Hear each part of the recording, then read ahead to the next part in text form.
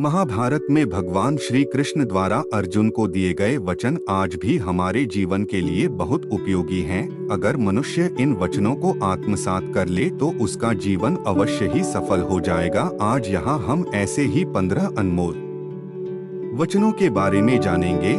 व्यक्ति को उसके कर्म का फल उसी तरह ढूंढ लेता है जैसे कि कोई बछड़ा सैकड़ों गायों के बीच अपनी मां को ढूंढ लेता है। आत्मा ना तो जन्म लेती है और ना ही मरती है, ना ही इसे जलाया जा सकता है, ना ही इसको भिगोया जा सकता है। आत्मा अमर और अविनाशी है। संसार में कुछ भी स्थायी नहीं है। आत्मा शरीर को वैसे ही छोड़ती है जैसे मनुष्य अपने पुराने कपड़ों को उतारकर नए कपड़े धारण कर लेता है। व्यक्ति का सुख दुख, मान अपमान, लाभ हानि का एहसास करना मन की शरारत है। आत्मा का इससे कोई लेना देना नहीं है। जब यह संसार ही स्थायी नहीं है तब इस संसार की कोई वस्तु कैसे स्थायी हो सकती है। मैं इस संसार के सभी जीवों में विद्यमान हूँ। मैं चींटी में भी हूँ और हाथी में भी।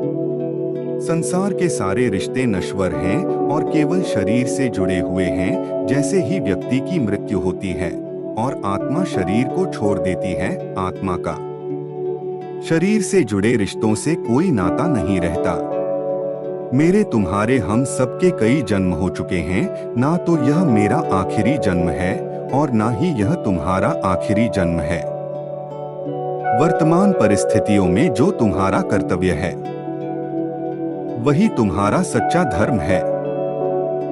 मैं किसी व्यक्ति के भाग्य का निर्माण नहीं करता और ना ही किसी को कर्म फल देता हूँ। व्यक्ति या जीव के कर्म ही उसके भाग्य का निर्माण करते हैं। क्रोध मनुष्य का सबसे बड़ा शत्रु होता है। क्रोध के कारण मनुष्य की सोचने समझने की शक्ति नष्ट हो जाती है और उस व्यक्ति के पतन में ज्यादा समय नहीं लगता है। मनुष्य कर्म करने से कभी छुटकारा नहीं पा सकता, इसलिए हमें हमेशा कर्म करते रहना चाहिए, क्योंकि कर्म के बिना हमारे शरीर का निर्वाह नहीं हो सकता है।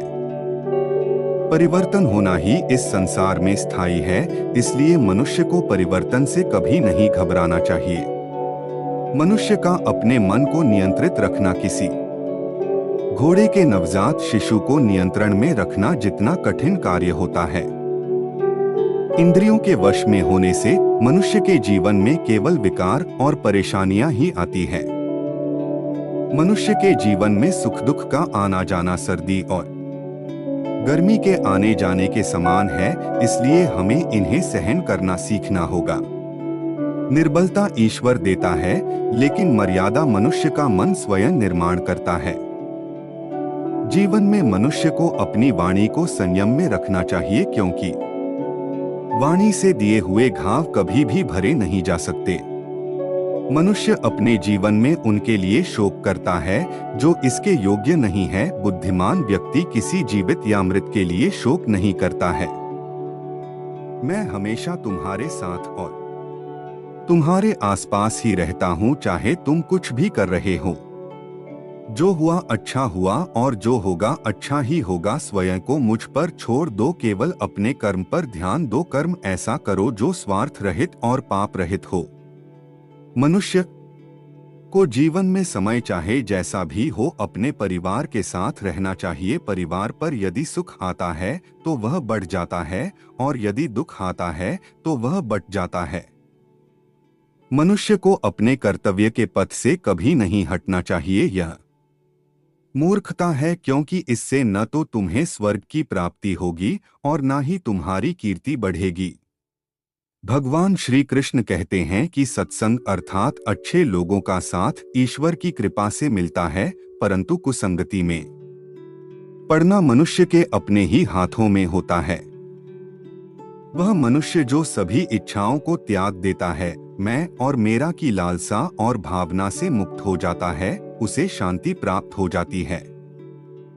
भगवान श्री कृष्ण कहते हैं, अगर तुम्हें किसी ने दुख दिया है तो इसका बुरा मत मानना, क्योंकि लोग उसी पेड़ पर पत्थर मारते हैं जिस पेड़ पर ज्यादा मीठे फल होते हैं। स्वार्थ से रिश्ते बनाने की कितनी भी कोशिश करो वे कभी नहीं बनते, और प्रेम से बने रिश्तों को कितना भी तोड़ने की कोशिश करो वे कभी नहीं टूटते। यदि व्यक्ति शिक्षा से पहले संस्कार, व्यापार से पहले व्यवहार और भगवान से पहले माता पिता को पहचान ले तो उसकी जिंदगी में कभी कोई कठिनाई ही नहीं आएगी। भगवान श्री कृष्ण कहते हैं कि मनुष्य को अपने मन को बार बार समझना चाहिए कि ईश्वर के अलावा उसका इस दुनिया में कोई नहीं है।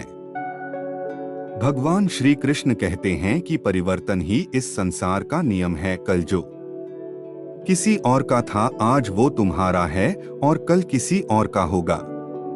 विषयों का चिंतन करने से, उनको याद करने से विषयों की आसक्ति पैदा होती है और आसक्ति से इच्छाएं उत्पन्न होती हैं। इच्छा से क्रोध पैदा होता है और क्रोध से सम्मोहन और अविवेक उत्पन्न होते हैं।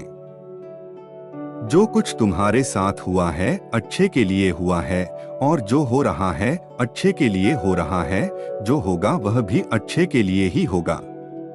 मेरे लिए ना कोई घृणित है और ना ही कोई प्रिय, न कोई निर्धन है न कोई धनी। बस जो भक्ति भाव से मुझे याद करता है मैं उनका हूँ और वे मेरे हैं। आप वही बन जाते हैं जिसमें आपका विश्वास है कि आप बन सकते हैं। अगर मनुष्य अपना कल्याण करना चाहता है तो सभी तरह के उपदेशों, सभी धर्म को छोड़कर मेरी शरण में आ जाओ, मैं तुम्हें मुक्ति प्रदान करूंगा। इस जीवन में सब कुछ खत्म होने जैसा कुछ भी नहीं होता। हमेशा एक नई शुरुआत हमारा इंतजार कर रही होती है।